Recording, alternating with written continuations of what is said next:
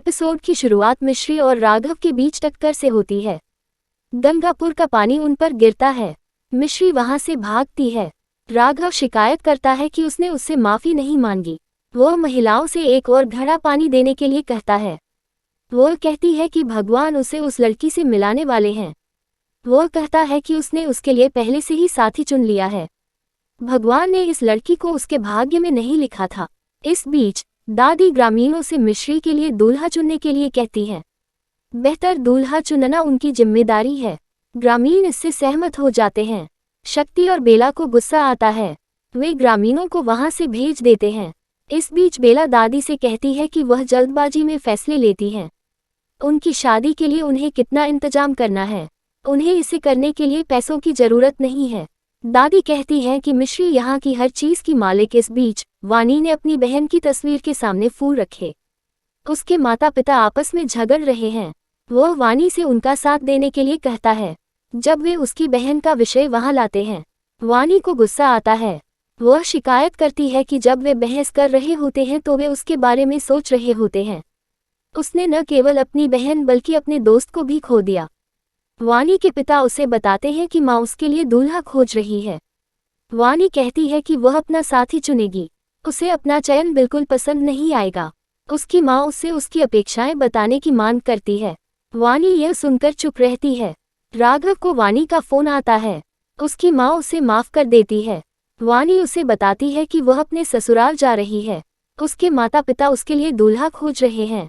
राघव कहता है कि उसे रोने की जरूरत नहीं है। वह इस बारे में माँ से जरूर बात करेगा। वह उसे आश्वस्त करता है कि तीसरा व्यक्ति उनके बीच नहीं आएगा। मिश्री ने उन्हें मना कर दिया। बाद में बेला और शक्ति ने घर के काम करने के बारे में सपना देखा। बेला का बेटा उसे इसे रोकने के लिए कुछ करने के लिए कहता है, वरना सब कुछ उनके हाथ से निकल जाएगा। सब कुछ मिश्री के नाम पर है। रुद्र अपने बेटे के लिए मिश्री का हाथ मांगने वहां आता है। वह विवाह के बारे में चर्चा करता है। बेला कहती है कि वह अपनी बेटी से ज्यादा मिश्री को प्यार करती है। हमें मिश्री और उसकी कुंडली जांचनी है। एक बार मिलान हो जाने पर हम शादी तय कर सकते हैं। वह कहता है कि वह अपनी कुंडली लेकर आया है। राघव की माँ उसकी कुंडली जांच रही है। पुजारी का कहना है कि उसके पति की मृत्यु हो गई है।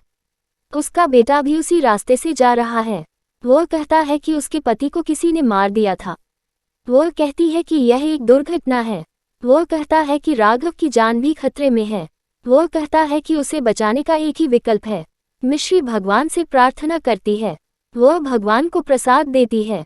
पुजारी राघव की मां से इस मंदिर में फिर से आने के लिए कहता है।